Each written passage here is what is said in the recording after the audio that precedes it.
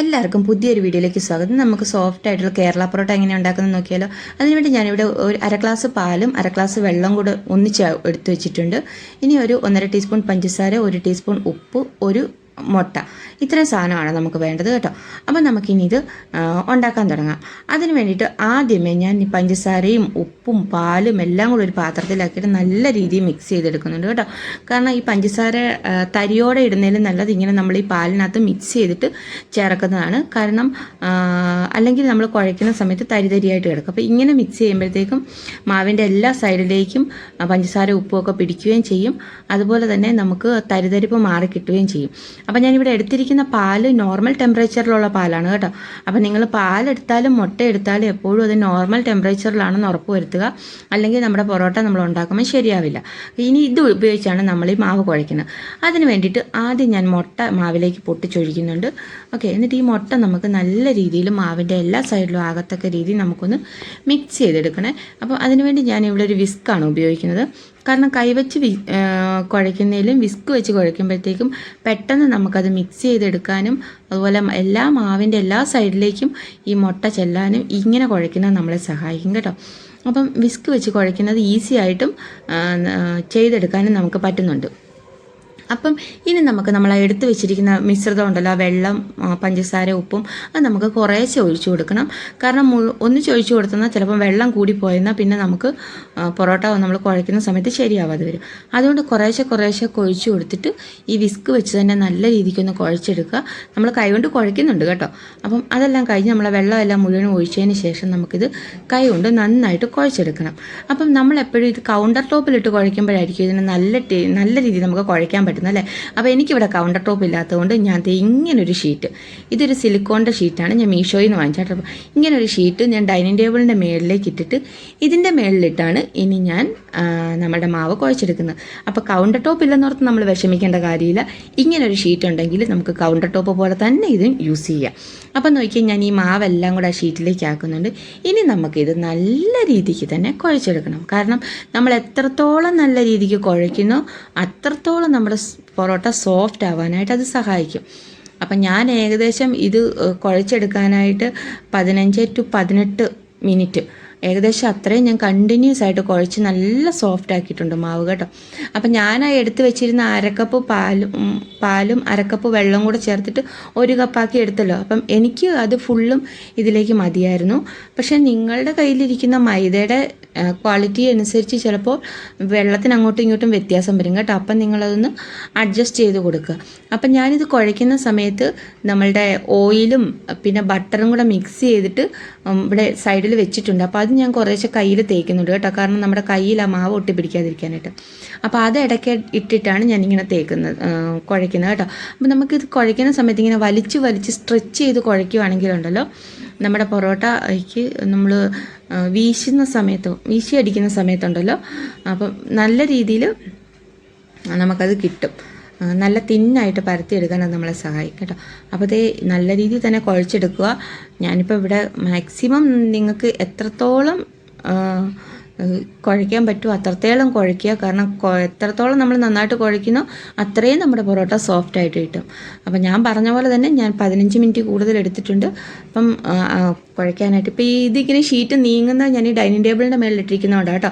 നമ്മൾ പാചകത്തിലായിട്ടിരിക്കുന്നെങ്കിൽ ഈ ഷീറ്റ് ഇങ്ങനെ അനങ്ങത്തില്ല, അവത്തിൽ ഇങ്ങനെ ഒട്ടിപ്പിടിച്ച് ഇരിക്കും.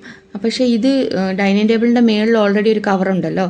അപ്പോൾ അതുകൊണ്ട് ഇതിങ്ങനെ ഇത് ഒട്ടിപ്പിടിക്കുന്നില്ല. അതുകൊണ്ടാണ് ഇതിങ്ങനെ കിടന്ന് കറങ്ങുന്നത്. നിങ്ങൾ പാചകത്തിൽ ഇടുവാണെങ്കിൽ ഇതവിടെ നല്ല രീതിയിൽ തന്നെ സ്റ്റിക്കായിട്ടിരിക്കും കേട്ടോ.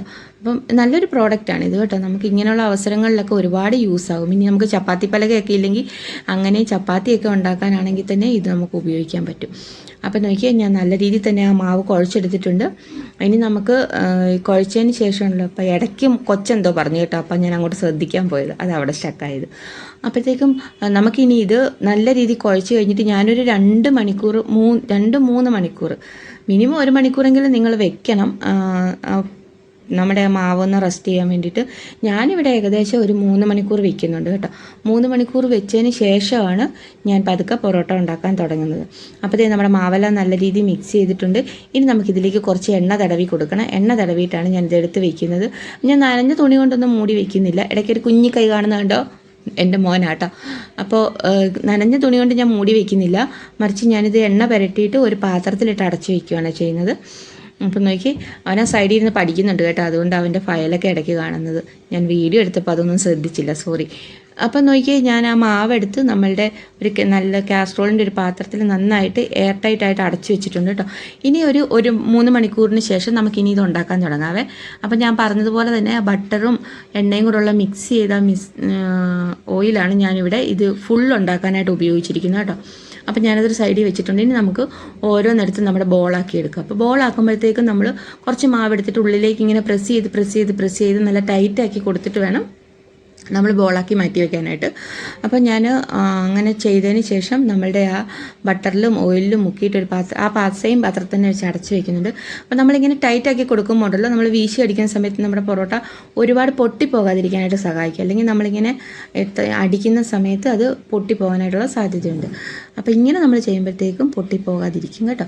എന്നാലും കുറച്ചൊക്കെ അങ്ങോട്ടോ ഇങ്ങോട്ടോ ഒക്കെ മാറ്റങ്ങൾ വരും, ചെറുതായിട്ടൊക്കെ ഒന്ന് പൊട്ടിപ്പോകും, അത് കുഴപ്പമില്ല. എന്തായാലും നമുക്ക് പരത്തി ഉണ്ടാക്കാനുള്ളതല്ലേ.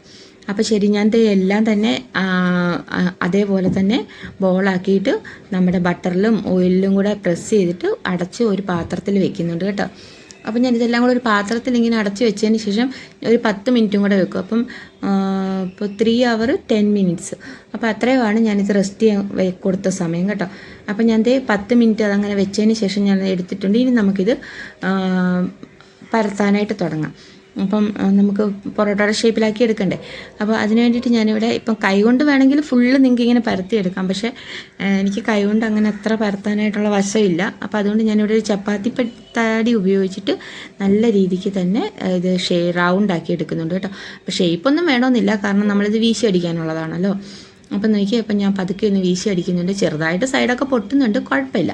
നമുക്കിപ്പോൾ ഞാൻ ആ സൈഡൊക്കെ കട്ടി തോന്നുന്ന ആ സൈഡൊക്കെ നമ്മുടെ ചപ്പാത്തി തടി കൊണ്ട് തന്നെ നല്ല നൈസ് ആക്കുന്നുണ്ട് കേട്ടോ. ഇനി ഞാൻ കുറച്ച് ഓയിലും തടവി പിന്നെ കുറച്ച് മൈദയും കൂടെ തടവി, കാരണം നമ്മുടെ ലെയർ ആകുന്ന സമയത്ത് ലെയറൊക്കെ വിട്ട് വരണമല്ലോ, അതുകൊണ്ട്. അപ്പോൾ അത് കട്ടിയാണെന്ന് തോന്നുന്ന സൈഡ് ഞാനിങ്ങനെ സ്ട്രെച്ച് ചെയ്ത് നല്ലതായിട്ട് വലുതാക്കിയതിന് ശേഷം ഇങ്ങനെ റൗണ്ടാക്കി ഓയിലിൽ മുക്കിയിട്ട് ഒരു പാത്രത്തിലേക്ക് മാറ്റി വെക്കുന്നുണ്ട്. അപ്പോൾ അടുത്ത പൊറോട്ടയും ഞാൻ അതുപോലെ തന്നെ പരത്തിയിട്ട് ഇങ്ങനെ നന്നായിട്ട് അടിച്ചു കൊടുത്തിട്ട് നമ്മളുടെ മൈദയും പിന്നെ കുറച്ച് ഓയിലും കൂടെ തടവിയിട്ട് അതുപോലെ ഞാൻ റൗണ്ടാക്കി എടുത്ത് വയ്ക്കുന്നുണ്ട് കേട്ടോ.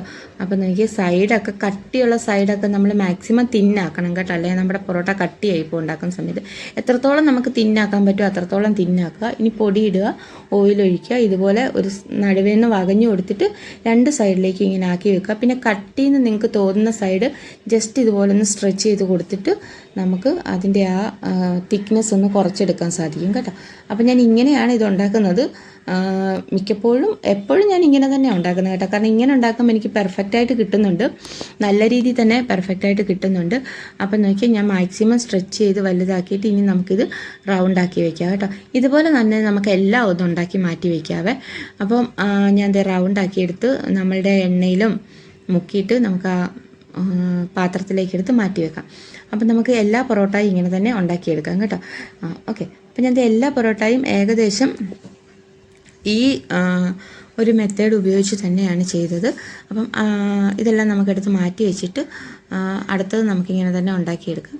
ഓക്കെ, അപ്പോൾ എല്ലാം മാറ്റി വെച്ചിട്ടുണ്ട്. ഇനി നമുക്ക് ഇതൊന്നും ഉണ്ടാക്കാൻ തുടങ്ങാം. അപ്പോൾ ആദ്യം ഉണ്ടാക്കി വെച്ചെന്ന ഇതുണ്ടല്ലോ, ആദ്യം നമ്മൾ ചുറ്റി വെച്ചിരുന്നില്ലേ, അത് നമുക്ക് ആദ്യം തന്നെ എടുക്കാം കേട്ടോ. അപ്പോൾ നോക്കിയാൽ ഞാൻ കൈകൊണ്ട് എനിക്ക് പരത്തിയെന്നാൽ ഇത്രയും വലിപ്പം കിട്ടത്തില്ല, അതുകൊണ്ടാണ് ഞാൻ ഈ ചപ്പാത്തിയുടെ തടി ഉപയോഗിക്കുന്നത് കേട്ടോ.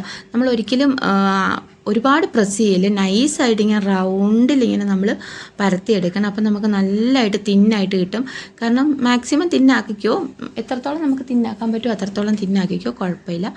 ഓക്കെ, അപ്പം നോക്കിയാൽ എനിക്ക് വലിയൊരു പൊറോട്ട ആയിട്ട് കിട്ടിയിട്ടുണ്ട്. അപ്പം കൈകൊണ്ട് പരത്തി ഇത്രയും വലുപ്പം കിട്ടില്ല കേട്ടോ, അതുകൊണ്ടാണ് ഞാൻ ഈ തടി ഉപയോഗിച്ചത്.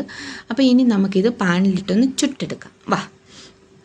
അപ്പോൾ ഞാനിവിടെ ഒരു പാൻ ചൂടായിട്ടുണ്ട്. അപ്പോൾ പാൻ ചൂടായിട്ട് ഞാൻ അതിലേക്ക് ഇട്ട് കൊടുത്തിട്ടുണ്ട്. ഈ മീഡിയം തീയിൽ വെച്ച് വേണം നമ്മളെപ്പോഴും ഉണ്ടാക്കാനായിട്ട്, അല്ലെങ്കിലുണ്ടല്ലോ അത് കരിഞ്ഞു പോകും കേട്ടോ. അപ്പം ഞാൻ ഇവിടെ മീഡിയം തീയിലാക്കിയിട്ടുണ്ട്. അപ്പം ഒരു സൈഡ് നന്നായിട്ട് മൊരിയുന്ന സമയത്ത് ഇങ്ങനെ കുമ്പളയായിട്ട് ഇങ്ങനെ പൊങ്ങി വരും. ആ സമയത്ത് നമുക്ക് ഇതൊന്ന് മറിച്ചിട്ട് കൊടുക്കാം. അപ്പം മറിച്ചിട്ട് കൊടുത്തതിന് ശേഷം നമുക്ക് ഓയിലും ബട്ടറും കൂടെ ഉള്ള ഇതെടുത്ത് നമ്മൾ വെച്ചിട്ടില്ലേ, അത് നമുക്ക് കുറേശ്ശെ 2 സൈഡിലും ഒന്ന് തേച്ച് കൊടുക്കണം കേട്ടോ. അപ്പോഴത്തേക്ക് ഒന്നും കൂടെ നല്ല ബ്രൗൺ ആയിട്ട് വരും നമ്മുടെ ആ സൈഡൊക്കെ മുരിഞ്ഞിട്ട്. അപ്പോൾ നോക്കി ഇതിൻ്റെ ഒരു സൈഡ് നല്ല രീതിയിൽ തന്നെ വെന്തിട്ടുണ്ട്. ഇനി നമുക്ക് ഇത് അപ്പുറത്തെ സൈഡ് എന്തായെന്ന് നോക്കാവേ. അപ്പോൾ അപ്പുറത്തെ സൈഡും കൂടെ ഇതുപോലെ ബ്രൗൺ ആയി കഴിയുമ്പോൾ നമുക്കൊരു പാത്രത്തിലേക്ക് ആക്കി വെക്കാം. ഒരു എയർ ടൈറ്റ് ആയിട്ടുള്ളൊരു പാത്രത്തിൽ അടച്ച് വയ്ക്കുക. എന്നിട്ട് നമുക്ക് ഒന്നിച്ച് ലാസ്റ്റ് എല്ലാം കൂടെ ഒന്നിച്ച് നമുക്ക് അടിച്ച് എടുക്കാൻ പറ്റും കേട്ടോ. അപ്പോൾ ഈ പൊറോട്ട റെഡി ആയിട്ടുണ്ട്. ഇത് ഞാൻ എടുത്തൊന്ന് മാറ്റി വെക്കട്ടെ. അപ്പോൾ നമുക്കിനി അടുത്ത പൊറോട്ട ഇതുപോലെ ഉണ്ടാക്കിക്കൊണ്ട് വരാം കേട്ടോ. അപ്പോൾ ഞാൻ അടുത്ത പൊറോട്ടയും ഇതുപോലെ തന്നെ എടുത്തിട്ട് നമ്മുടെ ചപ്പാത്തി പലക വെച്ച് പതുക്കെ ഇങ്ങനെ ഒന്ന് പ്രസ് ചെയ്ത് റൗണ്ടാക്കി മാക്സിമം തിന്നാക്കി വലുതാക്കി എടുത്തിട്ടുണ്ട്. അപ്പോൾ നമുക്കിനി ഇത് നമ്മുടെ ചപ്പാത്തി പലകയിലേക്ക് ഇടാം. പാനിലേക്ക് കേട്ടോ. പാനിലിട്ടിട്ട് നമുക്കിനി ഇതിൻ്റെ 2 വശവും മുമ്പേ ചെയ്തതുപോലെ തന്നെ തിരിച്ചും മറിച്ചും ഇട്ട് നല്ല ബ്രൗൺ ആക്കി എടുക്കുക. അപ്പോൾ 2 വശത്തും എണ്ണ തേച്ച് കൊടുക്കുക, നിങ്ങൾ മറക്കരുത് കേട്ടോ.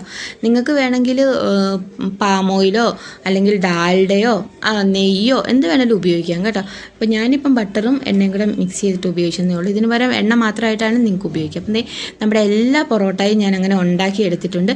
ഇനി നമുക്കിത് നല്ല രീതിയിലേക്ക് നിന്ന് അടിച്ച് മായപ്പെടുത്താം കേട്ടോ. അപ്പം നല്ല ചൂടാണ്, കൈയൊക്കെ പൊള്ളുന്നുണ്ട്, കുഴപ്പമില്ല. ചൂടോടുകൂടി അടിച്ചാലേ ഉള്ളൂ അതിൻ്റെ ലെയറൊക്കെ നമുക്ക് വിട്ടു വരത്തുള്ളൂ കേട്ടോ. തണുത്തിട്ട് നമ്മളിങ്ങനെ ചെയ്തിട്ടൊരു പ്രയോജനമില്ല. ചൂടോടുകൂടി തന്നെ അടിക്കുക. നോക്കിയാൽ നല്ല സോഫ്റ്റ് പൊറോട്ടയല്ലേ, നിങ്ങൾക്ക് കാണുമ്പോൾ തന്നെ മനസ്സിലാവുമല്ലോ ഇത്രത്തോളം സോഫ്റ്റ് ആണെന്ന് നോക്കിയാൽ നല്ല സോഫ്റ്റ് പൊറോട്ട കേട്ടോ. അപ്പോൾ നോക്കിയാൽ ലെയറൊക്കെ നല്ല രീതിയിൽ വിട്ട് വന്നിട്ടുണ്ട്. നല്ല രീതിയിൽ തന്നെ കടയിൽ നിന്ന് മേടിക്കുന്ന ആ ടേസ്റ്റൊക്കെ ഉണ്ട് കേട്ടോ പൊറോട്ടയ്ക്ക്. നോക്കിയാൽ ഇത്ര സോഫ്റ്റാന്ന് നോക്കിയാൽ കണ്ടോ, നല്ല പഞ്ഞി പോലെ പൊറോട്ട. നല്ല സോഫ്റ്റ് പൊറോട്ട നമുക്ക് വീട്ടിലുണ്ടാക്കിയെടുക്കാമെന്ന് മനസ്സിലായില്ലേ ഇപ്പോൾ. അപ്പോൾ എല്ലാവരും ഒന്ന് വീട്ടിൽ ട്രൈ ചെയ്ത് നോക്കുക. എന്നിട്ട് നിങ്ങളുടെ ഫീഡ്ബാക്ക് കമൻറ്റിലൂടെ അറിയിക്കുക. ഇഷ്ടപ്പെട്ടെങ്കിൽ ലൈക്ക് ചെയ്യുക, സബ്സ്ക്രൈബ് ചെയ്യുക, ഷെയർ ചെയ്യുക. പുതിയൊരു വീഡിയോ ആയിട്ട് കാണാം. Bye friends.